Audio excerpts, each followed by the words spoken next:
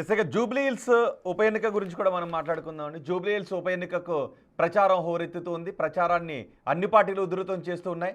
కాంగ్రెస్ తరపున ప్రచారంలో ముఖ్యమంత్రి రేవంత్ రెడ్డి ప్రచారం చేస్తున్నారు. అలాగే సిట్టింగ్ స్థానాన్ని కాపాడుకోవడానికి బీఆర్ఎస్ కూడా తీవ్ర ప్రయత్నాలు చేస్తోంది. ఇటు బీజేపీ ఒక్క ఛాన్స్ ఇవ్వండి అంటూ బీజేపీ తన ప్రయత్నాన్ని కూడా ముమ్మరం చేస్తున్న పరిస్థితి కనిపిస్తోంది.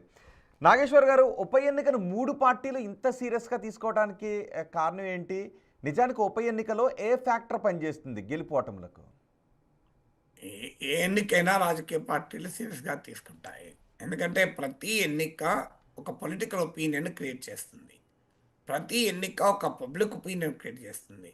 పార్టీలోనూ పార్టీ బయట కాన్ఫిడెన్స్ను పైన ప్రభావం చెప్తుంది. అందువల్ల ప్రతి ఎన్నికను సీరియస్గా తీసుకుంటుంది. మీకు ఐఐటికి ప్రిపేర్ అయ్యే వాళ్ళు స్లిప్ టెస్ట్ కూడా సీరియస్ తీసుకుంటారు కదా. సో మీకు ఐఐటి ప్రిపరేషన్ లాగా మారిపోయినాయి రాజకీయాలు అనేది. సో అందువల్ల రాజకీయాల్లో ఉన్నవారు ఏ ఎన్నికను తీసుకోరు. ఎందుకంటే ఎన్నికలు అనేది కేవలం గెలుపు ఓటంలే కాదు. ఎన్నికలు అనేది తమ పార్టీని విస్తరించుకోవడానికి ఉపయోగపడుతుంది. జనంలోకి వెళ్ళడానికి ఒక అవకాశం. పార్టీ సింబల్ను, జెండాను, పార్టీ పేరును, నాయకుల పేర్లను ప్రజల్లోకి తీసుకెళ్ళడానికి ఒక అవకాశము. అన్నిటికీ మించి ఒక లీడర్షిప్ క్రియేట్ కావటానికి పార్టీ ఆర్గనైజేషన్ను యాక్టివ్గా ఉంచడానికి కూడా అవసరం. అందువల్ల ప్రతి ఎన్నికను రాజకీయ పార్టీలు డెఫినెట్గా సీరియస్గా తీసుకుంటాయి. ఈ ఎన్నికనే కాదు, అందులో ఈ ఎన్నిక 2 ఏళ్ల తర్వాత జరుగుతోంది. డిఫరెంట్ నరేటివ్స్ ప్రచారంలో పెట్టారు. కాంగ్రెస్ ప్రభుత్వానికి తీవ్రమైన ప్రజా వ్యతిరేకత ఉంది. కాంగ్రెస్ పార్టీకి అధికారంలోకి రాదు మళ్ళీ అనే ప్రచారం ప్రతిపక్షాలు చేస్తున్నాయి. అసలు లేదు, మా మా మా బలం మాకుంది, ప్రతిపక్షాలే బలం లేవు, బీఆర్ఎస్ పైన ఇంకా కాన్ఫిడెన్స్ రాలేదు, కేసీఆర్ను ప్రజలు ఇంకా విశ్వసించడం లేదు, బీజేపీ అసలు ఫీల్డ్లోనే లేదు అనేది కాంగ్రెస్ పార్టీ చెప్తోంది. అసలు బీఆర్ఎస్ కూడా వీక్ అయిపోయింది, మేమే నెక్స్ట్ ఎన్నికల్లో గెలిచేదని బీజేపీ చెప్తోంది. ఇలా రకరకాల పొలిటికల్ నరేటివ్స్ నిరంతరం ప్రజల్లోకి వెళ్తాయి. ఆ పొలిటికల్ నరేటివ్స్కు టెస్టింగ్ కూడా ఇదే కదా. ఎందుకంటే పొలిటికల్ నరేటివ్ అనేది ఒక హైపోథెసిస్ లాంటిది. అది నిజమా కాదా అని తేలాల్సింది అల్టిమేట్గా ఎన్నికల్లోనే. అలాగే స్థానిక ఎన్నికలు రాబోతున్నాయి. ఇప్పుడు ఫిరాయింపుల ఇష్యూస్ ఉన్నాయి. అందువల్ల హైదరాబాద్లో జరిగే ఎన్నిక బీఆర్ఎస్ సిట్టింగ్ సీటు, కాంగ్రెస్ అధికారంలో ఉంది. జిహెచ్ఎంసీ ఎన్నికలకు ముందు జరిగే ఎన్నిక, ఇన్ని ప్రత్యేకత ఉన్నప్పుడు ఆటోమేటిక్గా దాని ప్రాధాన్యత పెరుగుతుంది కదా. కరెక్ట్.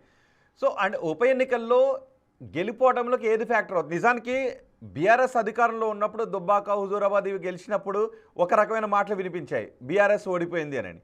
కానీ మొన్న రేవంత్ రెడ్డి ప్రభుత్వం ఏర్పడిన తర్వాత వెంటనే జరిగిన ఉప ఎన్నికల్లో, కంటోన్మెంట్కి జరిగిన ఉప ఎన్నికల్లో కాంగ్రెస్ ఆ స్థానాన్ని కైవసం చేసుకుంది. సో జనరల్గా ఉప ఎన్నికల్లో ఏది ఫ్యాక్టర్ అవుతుంది? ఏ ఎన్నికైనా ఉప ఎన్నికైనా ఒక ఫ్యాక్టర్ పైన ఉండదు, అనేక ఫ్యాక్టర్స్ అందులో కలిసి ఉంటాయి. మీకు ఒక సింగిల్ ఫ్యాక్టర్ పైన ఎప్పుడు ఎన్నిక ఉండదు. కాంగ్రెస్ ప్రభుత్వ అధికారంలో ఉంది కనుక ఆ ప్రభుత్వ పనితీరు పైన ఓవరాల్ సంతృప్త అసంతృప్త స్థాయి ఉంటుంది. ప్రజలు మీకు సాటిస్ఫైడా, నాట్ సాటిస్ఫైడా, ఏమైనా సాటిస్ఫాక్షన్ లేదు, అది ఒక డైమెన్షన్ ఉంటుంది. రెండవది, నెక్స్ట్ 3 ఏళ్ళు అధికారంలో ఉన్న పార్టీ తమకు చేయాలంటే ఏం చేయాలి, గెలిపిస్తే చేస్తుందా, ఒకసారి దక్కా తగిలితే భయపడి చేస్తుందా, భయంతో చేస్తుందా, భక్తితో చేస్తుందా అనేది ప్రజలు నిర్ణయించుకుంటారు. గత ప్రభుత్వం పైన ఉన్న ఇమేజ్ ఏంటి? ఇప్పుడు కేసీఆర్ పట్ల వ్యతిరేకతతో తెలంగాణలో ఓడించారు. అఫ్కోర్స్ హైదరాబాద్లో ఓడించలేదు, మీకు సిటీలో ఓవర్లో ఓడించారు. మరి కేసీఆర్ ఇమేజ్ హైదరాబాద్లో 2023 ఎలక్షన్ కూడా బలంగా ఉంది, అది ఇంకా ఉందా? సో ఇలా బీజేపీ పట్ల జనం చూస్తున్నారు. ఎందుకంటే బీజేపీ చెప్పేది కాంగ్రెస్కి ఇచ్చారు అధికారం, బీఆర్ఎస్కి ఇచ్చారు, మాకు ఒక్కసారి ఇవ్వండి అని. మరి అటువైపు ప్రజలు ఏమైనా ఆలోచిస్తున్నారా? స్థానికంగా అభ్యర్థుల యొక్క మంచి చెడులు ఏంటి, ఏ అభ్యర్థి ప్రజలకు ఎంత మేరకు యాక్సెస్ ఉన్నారు అని. సో ఇలాంటి ఒక పార్టీలు ప్రచారం తీసిన తీరు, ఏ స్థాయిలో ప్రచారం చేస్తాయి, వివిధ సామాజిక వర్గాలను అట్రాక్ట్ చేసుకోవటానికి రాజకీయ పార్టీలు అనుసరించిన వ్యూహాలు ఎలా ఫలించాయి, ఇలాంటి అనేక ఫ్యాక్టర్స్ ఉప ఎన్నికలను ప్రభావితం చేస్తాయి. Thank you very much Nageshwar garu. Big టీవీకి అందుబాటులోకి వచ్చి వ్యూ పాయింట్ కోసం సమయాన్ని కేటాయించి తెలుగు రాష్ట్రాలతో పాటు దేశ ప్రపంచవ్యాప్తంగా చోటు చేసుకున్న ముఖ్యమైన ఘటనలపై పైకి కనిపించని కోణాలను లోతుగా విశ్లేషించినందుకు ఇవి ఈ వారం వ్యూ పాయింట్ విశేషాలు. తాజా సమాచారం కోసం చూస్తూనే ఉండండి బిగ్ టీవీ.